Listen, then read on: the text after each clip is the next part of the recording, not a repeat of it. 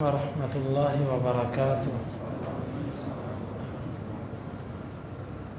سورۃ الانفال آیت نمبر 56۔ اعوذ باللہ السمیع العلیم من الشیطان الرجیم من ہمزہ ونفخہ ونفثہ۔ الذین وہ لوگ عاہدت تو نے معاہدہ کیا منہم ان سے، ثم پھر ینقضون وہ توڑ دیتے ہیں، عہدہم اپنے وعدے کو، فی میں کلی ہر ایک مرہ باری، وہم اور وہ لا یتقون نہیں ڈرتے۔ فَإِمَّا پس اگر تثقفنہم آپ پالو ان کو، فی الحرب جنگ میں، فشرد پس آپ بھگا دیجئے، بہم ان کی وجہ سے، من ان کو، خلفہم جو ان کے پیچھے ہیں، لعلہم تاکہ وہ یذکرون نصیحت پکڑیں۔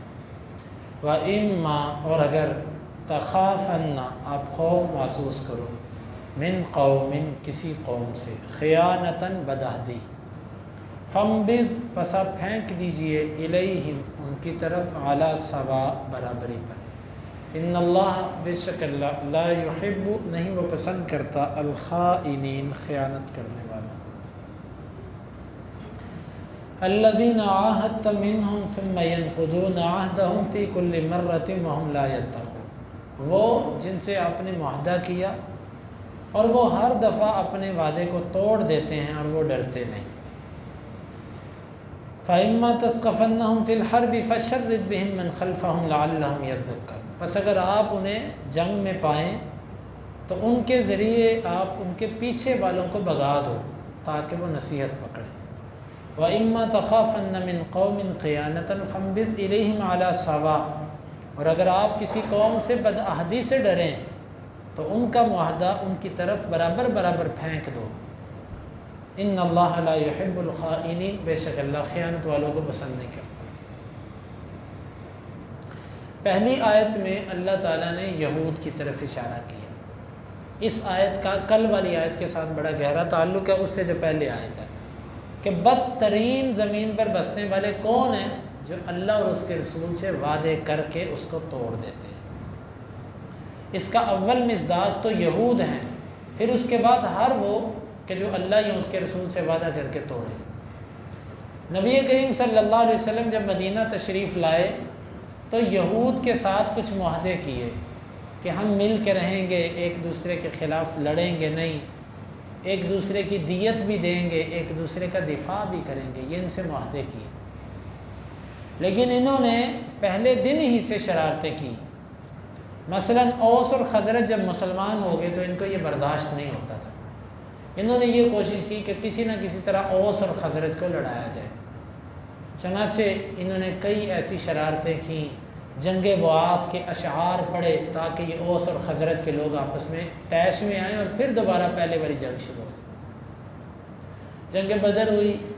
اچھا، اس کے علاوہ بھی کئی واقعات، نبی صلی اللہ علیہ وسلم کی توہین، آپ کو اذیت پہنچانا، حتیٰ کہ جب جنگ بدر ہوئی اس موقع پر ان کا جو سردار تھا کعب بن اشرف، وہ عرب کے قبائل کے پاس گیا اور جا کر ان کو ان کے مرے ہوئے سرداروں کے اشعار پڑھ پڑھ کے ان کو جوش دلایا کہ تم مر گئے ہو، تمہارے اتنے اتنے سردار مارے گئے اور تم ٹھنڈے پیٹے بیٹھے ہوئے ہو، اٹھو بدلہ لو اپنا۔ اس نے ابھارا، اور پھر اسی طرح انہوں نے مختلف موقعوں پر عہد شکنی کی اللہ کے رسول صلی اللہ علیہ وسلم کے ساتھ۔ ہر دفعہ جب یہ اللہ کے رسول سے آپ اگر میں یہود کی بدعہدیاں مدینے کے اندر جو کی ہیں بیان کروں تو درس بہت لمبا ہو جائے گا۔ انہوں نے بہت بدعہدیاں کی۔ یہاں پر اللہ تعالیٰ ان کی طرف اشارہ کر رہا ہے کہ یہ ایسے ظالم ہیں، جب بھی یہ اللہ یا اس کے رسول سے کوئی وعدہ کرتے ہیں تو اس کو ہر دفعہ توڑ دیتے ہیں، ہر دفعہ اس کو توڑ دیتے ہیں۔ تو یہاں پر اللہ تعالیٰ نے اس آیت میں اول خطاب یہود کو کیا، اس کے بعد ہر کوئی اس سے مراد ہے۔ وَهُمْ لَا يَتَّقُونَ، اور وہ اللہ سے ڈرتے بھی نہیں۔ آگے والی آیت میں اللہ تعالیٰ نے فرمایا کہ اگر ایسے ظالم آپ کے ہاتھ آئیں تو ان کو ایسی سزا دو کہ ان کے پیچھے جو اس ذہن کے لوگ ہیں وہ رہتی دنیا تک نصیحت پکڑ لیں کہ ایسا نہیں کرنا جیسے ہمارے بڑوں نے کیا تھا۔ آپ صلی اللہ علیہ وسلم نے ایسے ہی کیا۔ ان میں سے 2 قبائل جو تھے ان کو تو جلا وطن کر دیا، بنو قینقاع اور بنو نذیر۔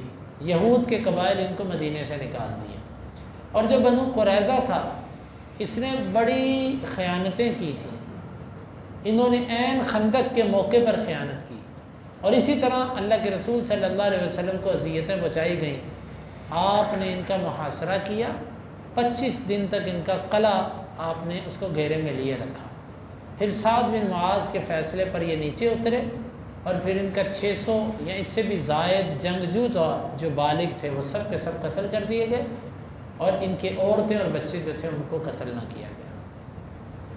یہ اللہ تعالیٰ نے فرمایا کہ ان کو ایسی سزا دو کہ پیچھے والے رہتی دنیا تک یاد رکھیں۔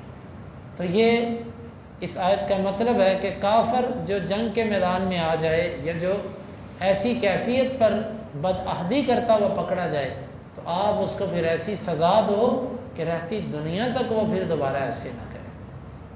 اور جو تیسری آیت ہے اس میں یہ ہے کہ آپ کا کسی قوم سے معاہدہ تھا، لیکن آپ محسوس کر رہے ہو کہ وہ معاہدے کو توڑنا چاہتا ہے، وہ ایسی شرارتیں کر رہا ہے کہ جس سے معاہدہ ٹوٹ جائے، تو تم حملہ کرنے سے پہلے، اٹیک کرنے سے پہلے ایک دفعہ علل اعلان ان کو یہ کہہ دو کہ بھئی ہمارا اور تمہارا وعدہ معاہدہ ختم، کیونکہ تمہارے کرتوت ایسے نہیں ہیں کہ ہم تم سے معاہدہ باقی رکھ سکیں، تمہارا اور ہمارا معاہدہ ختم۔ ایک دفعہ آواز ان کو دے دو۔ اگر تم بغیر آواز دیے ایسا کرو گے تو پھر یہ بدعہدی شمار ہو، اللہ تعالیٰ اس کو پسند نہیں کرتا۔ ہاں اگر ایسا ہو کہ وہ وعدہ توڑ دیں، کفار وعدہ توڑ دیں، تو پھر تم بھی چپکے سے ان پر حملہ کر سکتے ہو۔ جب وہ توڑنے کے ارادے میں ہوں، آپ ڈر رہے ہوں کہ وہ خیانت کر دیں گے، پھر آپ خیانت نہیں کرو، آپ علل اعلان کہہ دو بھئی تمہارا ہمارا معاہدہ ختم، اب جس کا دا لگا وہ پہلے حملہ کرے گا۔ اگر انہوں نے حملہ کر دیا مخفی طریقے سے تو آپ ان کو بغیر بتائے بھی بعض دفعہ حملہ کر سکتے، جس طرح نبی صلی اللہ علیہ وسلم نے فتح مکہ کے موقع پر مشرکین کو بتایا نہیں تھا، بغیر بتائے ان پر حملہ کیا تھا، اور حملے کی وجہ یہ تھی کہ قریش نے بنو بکر کے لوگوں کو قتل کیا تھا، اور یہ معاہدہ تھا کہ تم بنو بکر کے لوگوں کو کچھ نہیں کہو گے۔ انہوں نے قتل کیا، وہ معاہدہ ٹوٹ گیا، جس کے بدلے میں مسلمانوں نے ان کے اوپر حملہ کیا۔ اور نہ بتانے کی ایک بہت بڑی حکمت اللہ کے نبی صلی اللہ علیہ وسلم کی جو سمجھ آتی ہے وہ یہ بھی تھی کہ ان کو پتہ ہی نہ ہو، ہم اچانک ان کو پکڑ لیں، یہ مجبور ہو کہ اسلام قبول کریں۔